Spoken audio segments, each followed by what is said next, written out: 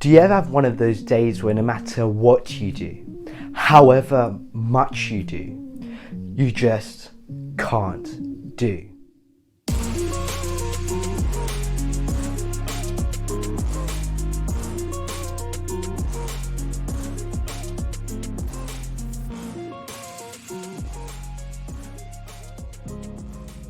I sat down, stood up, lay on my bed, then fell asleep, did a cartwheel, attempted a front flip, did a few hundred press-ups, fine, a press-up, while bending down to pick up a pen underneath the sofa. The point is in trying to produce this video, I've spent more time thinking about what I think will help me think about what I should talk about than simply talking about it. And so it's this constant diversion from taking action in anything you set out to do by shielding yourself behind the thought process, the preparation behind what you're about to do, which I'm really trying to understand. First things first is trying to understand the point I'm trying to resolve here. And well, to do this, I'm going to need to go for a run.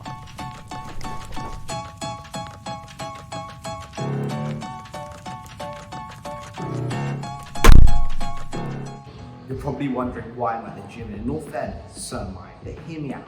This is how I best feel I can visually convey the procrastination through preparation, the preparation zone as I like to term it.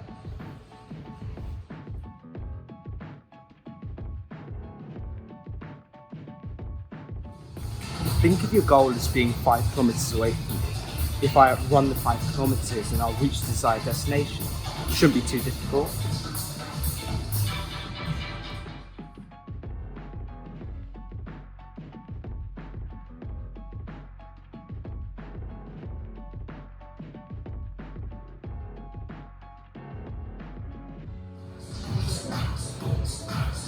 Right, so where's the goal?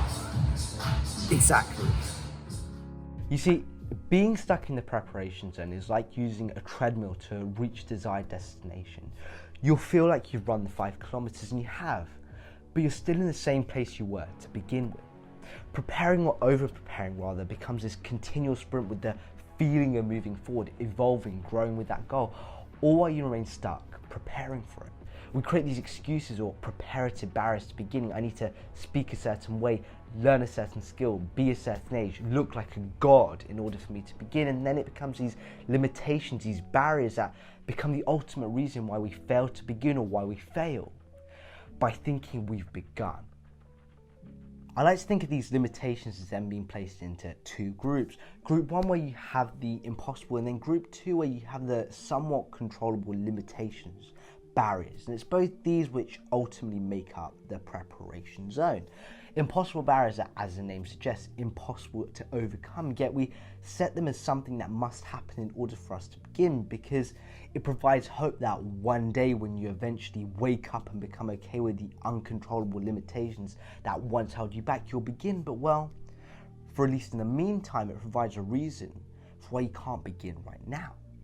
Uncontrollable limitations are a bit like the sound of your voice, how old you are, the circumstances you're born into. As I said, situations which are outside of your scope of control. So being able to overcome the impossible limitations you placed upon yourself then becomes more about being able to accept them.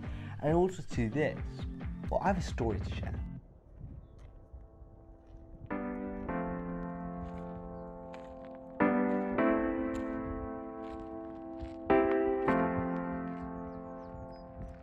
About 3 years ago, when I set out on this quest to start producing YouTube videos and sharing some of the insights I'd had, there was this one thing holding me back. That's a lie. I probably created 1,000 things to hold me back, but one that stood out in particular was the sound of my voice. I found it too annoying, too serious, too loud, too quiet, too boring. The point being is that when I'd eventually muster up some motivation to just talk to the camera, if there was any sort of problem, reason, change in pitch, I'd tie the way I just presented as being the reason for why presenting right now just wasn't right for me. My dissatisfaction with my appearance on camera, my impossible barrier, ultimately with a few other limitations, held me back a year until I eventually uploaded my first video. It's not that I woke up that morning and decided that, oh, I love the way I sound, I'm ready, but rather it was for an interesting piece of advice I was given. Most people don't like how they sound. Well, unless you're Morgan Freeman. So you might as well try it anyway. Because if you don't try, well, you'd never know whether or not you'd soon not come to love the way you sound, but grow to be okay with it, be fine with it. Because being fine with something, well, at least when it comes to beginning, is all that you really need to get yourself going. You see, I believe that accepting the uncontrollable limitations, accepting the uncontrollable, is more about being able to be fine with it. Because you can't control what was, and you can't change what is. The only thing you can really do is do. Because it's in the doing, the beginning, where you're able to stop the uncontrollable from holding control over you. You then have the other part of the preparation zone, the controllable barriers, which, as the name suggests, are limitations you've created in which you have the control to do something about. It may be that you don't have the right resources, the right expertise, maybe the weather's not right, the moon's in the wrong position.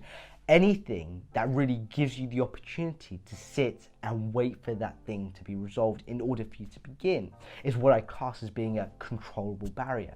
You see, I feel we all want to feel the feeling of moving forward, evolving, growing without actually moving. What controllable barriers allow you to do is hide behind needing to read another book, signing up to another course, buying a new laptop, as all being a part of working towards a goal, when really what you're doing is running away from it. The other thing is that unlike an impossible limitation, there are limitless limitations you can create to limit yourself from achieving a goal.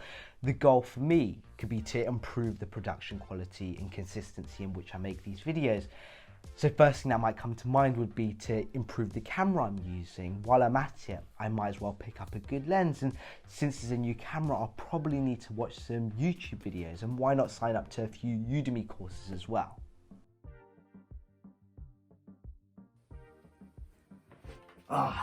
Hey everyone. Oh shoot, I forgot my mic. Keep that there. Now, the point behind sharing that rather extensive process in working towards a rather simple goal to improve my videos is to show that from one aspect of that goal, I was able to create countless other aspects, reasons, opportunities for what else I needed to have or where else I needed to be in order to begin. And no, I'm not saying improving or trying to better the thing you're attempting to work towards is pointless. It's just that when it comes to starting anything for that matter, it feels like it's not really about having the best resources or the best expertise in the field you're about to go into. I guess that all comes with time, but rather it's about knowing how to best allocate the resources you already have and being able to prioritize your limitations. The goal was to produce better videos, but instead of allocating my resources into buying a new camera, then learning how to use it and so on, I could, for at least in the meantime, allocate my efforts into just producing as much content as I can, until eventually the time will come when I'll feel I should prioritize getting a camera now. Coming to think of it, these barriers, the preparation zone, is simply the creation of two things: this innate desire for perfectionism, paired with our inability to be perfect. But perfection is an impossible state, so I don't believe starting really requires you to be perfect, even great at the thing you're about to go into. Think about it, the creation of the first light bulb, it could only last for 12.5 hours, or how the making of the first plane, the first flight, only reached a height of 120 feet. With light bulbs now lasting for 10,000 hours and planes flying at heights of 40,000 feet, it's safe to assume that how things start doesn't necessarily define how it'll evolve. So my understanding now in escaping the preparation zone and beginning is to simply just do. Now you're probably wondering why you watched the last however many minutes of this video to come to a rather lame conclusion, but hear me out. Perfecting the beginning serves no purpose if you never begin. To me, I think what beginning really is being able to start with the understanding that the result of the thing you're about to do may not be perfect, and that's okay, because it's in the starting and the consistency in which you work towards that goal that presents the opportunity for that goal you once struggled to begin, turning into something greater than you could have ever imagined. On that note, thank you so much for watching, and I'll see you all soon. Peace out.